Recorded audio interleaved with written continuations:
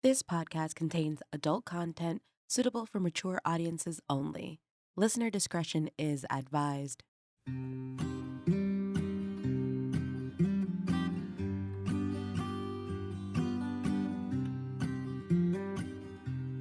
But I ain't like that anymore.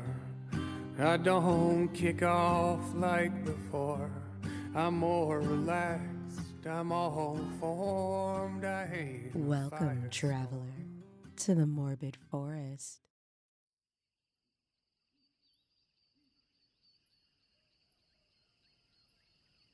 This here, my dear traveler, is my favorite spot within the Morbid Forest. Why are you all the way back there, silly? Come here. I promise, when you're with Ranger Harper, you have nothing much to fear. Just move a little closer to me. That's it. And take in the nature.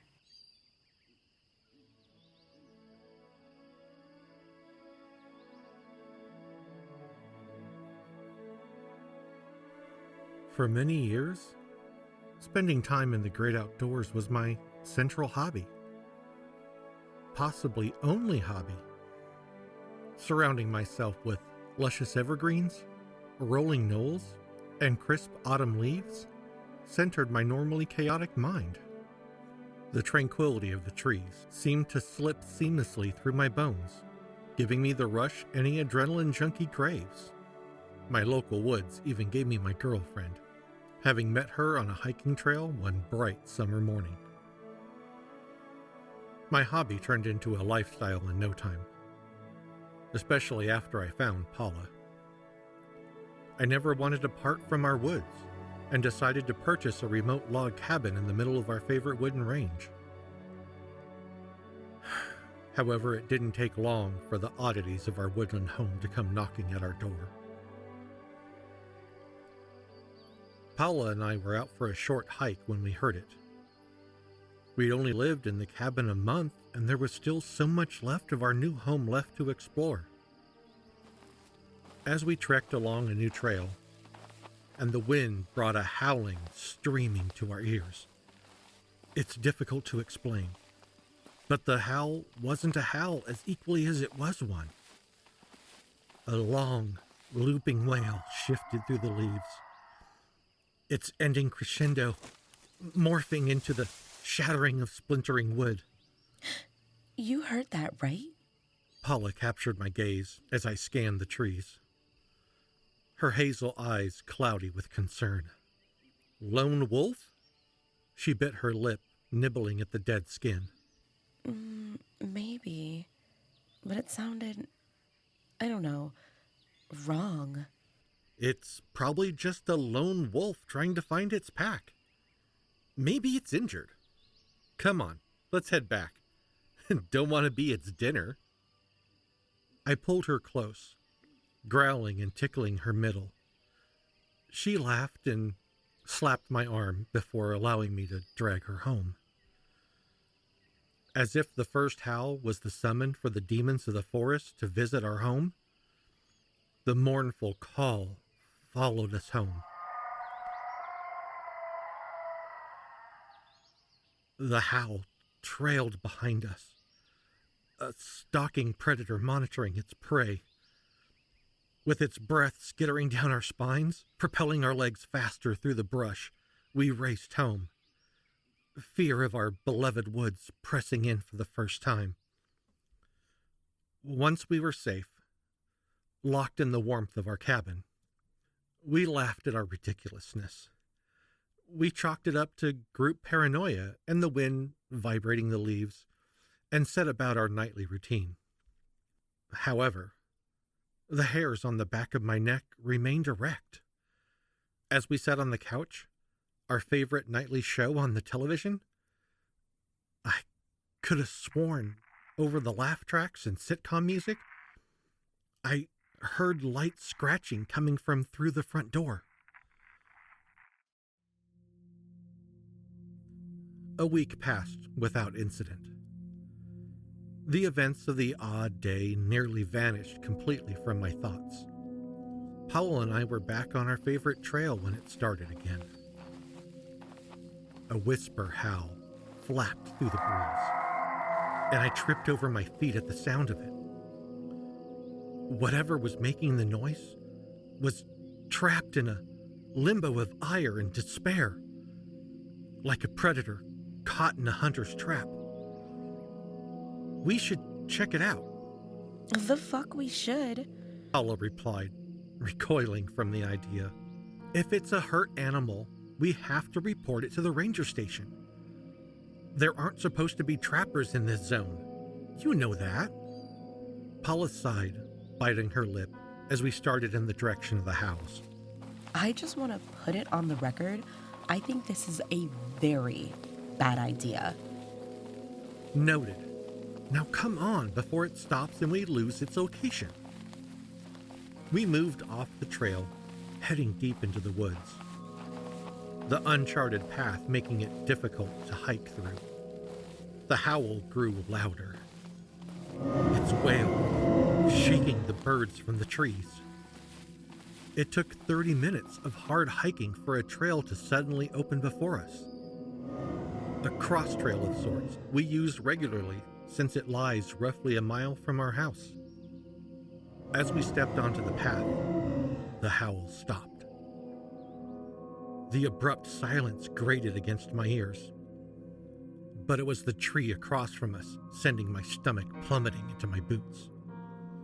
The tree was a demonic Waldo in a sea of evergreen. Its limbs slithered out, causing its brethren to cower, leaning as far as their roots allowed. The bark along the trunk crackled like black volcanic ash, splitting to reveal swollen, inky flesh.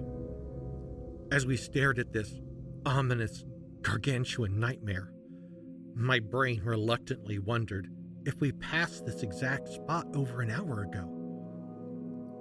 How did this tree get here? The remainder of the evening passed in petrified silence.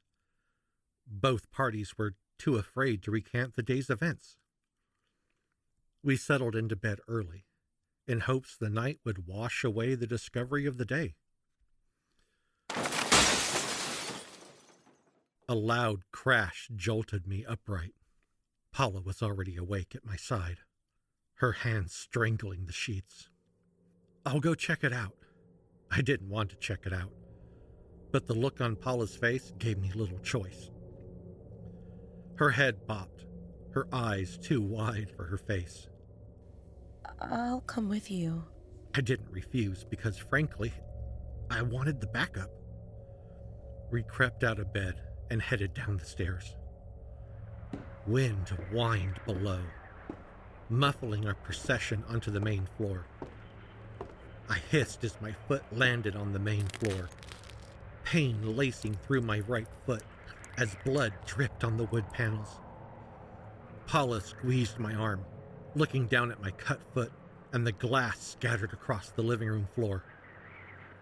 We avoided the larger glass pieces as best we could, rounding the corner and taking in the damaged state of our living room.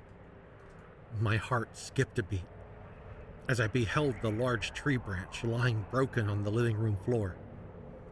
The limb was blacker than our combined shadows, its weathered bark reaching lamely toward us. What the? We're leaving tonight.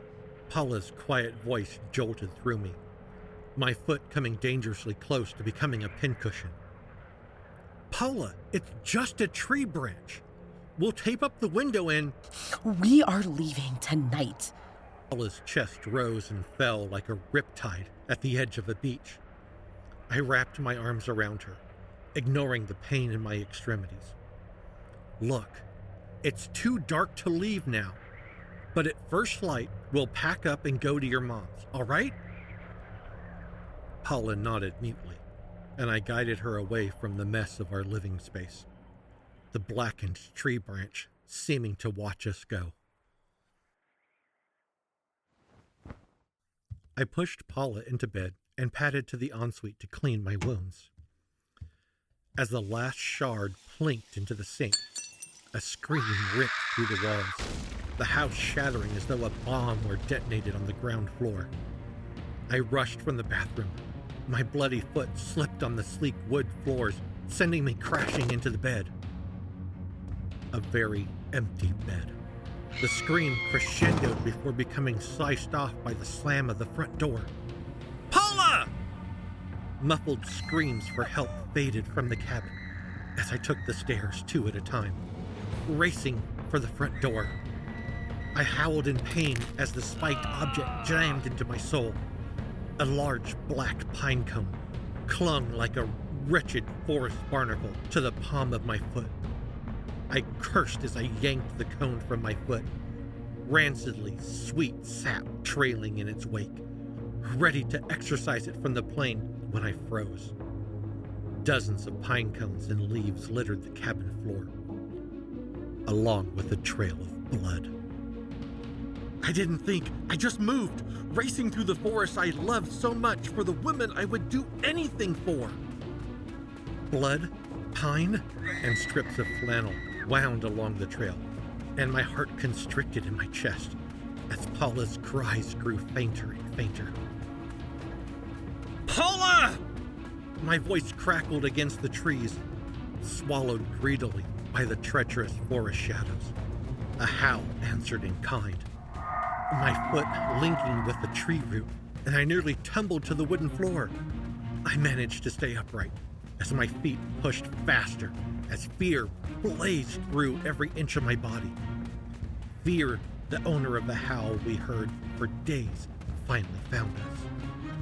I broke into the clearing at the trail bisection, the blackened tree looming over me. Snaps and rips and tears welcomed me as my world caved in. Scraps of Paula's clothes were strewn across the path like discarded beach trash. Tide pools of blood rippled against the soft breeze, filling my nostrils with their salty copper. My eyes bore into the scene before me, my mind fighting to reject the reality of this fucking nightmare. An insidious maw of charred black teeth crackled and slurped around a round mass of muscled sinew. The tree let out a satisfied, beastly moan as its ink-tipped limbs shoveled escaped bits of torn flesh into its perennial abyss. I fell on my ass, my body shutting down as the moon crept into the clearing, pulling back the curtain of shadows engulfing the monstrosity of nature to reveal what it was greedily devouring. A cry from the depths of hell escaped my lips as Paula's beautifully mauled face glistened under the moon's rays.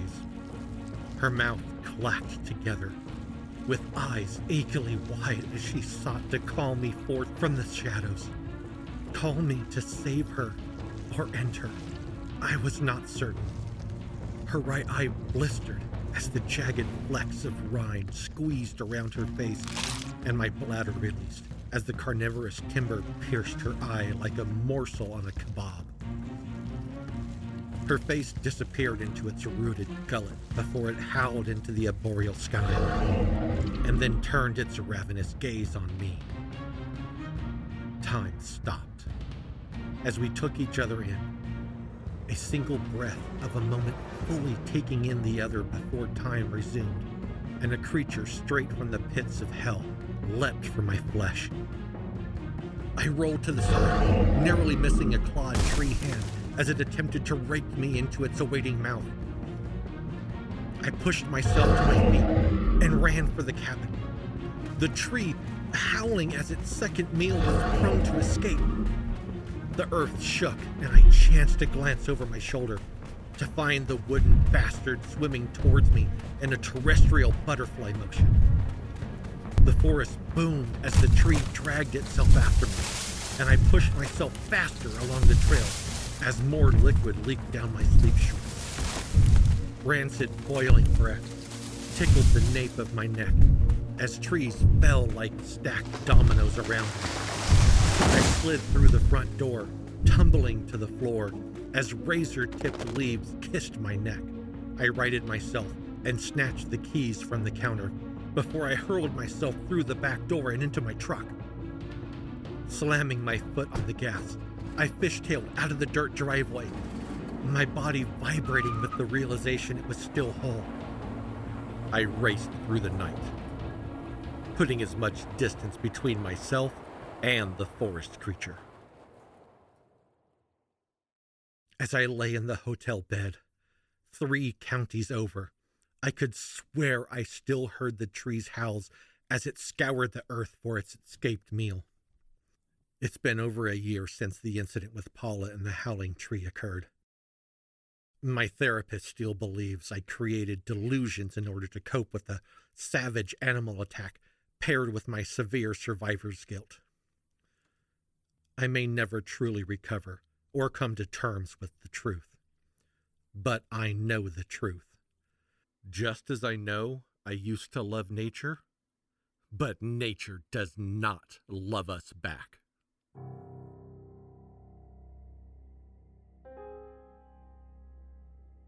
This has been a Morbid Forest production. On this week's episode, you've heard Nature, written by Shawn Moreau, with narration by Ron Hyatt and Naomi Richards.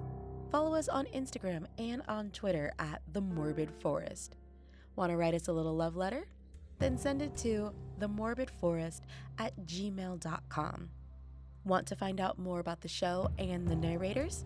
Then head over to themorbidforest.wixsite.com/mf21 to stay up to date on all the latest with the show, as well as listen for free. Thank you so much, travelers, for listening this week, and we'll see you next time on The Morbid Forest.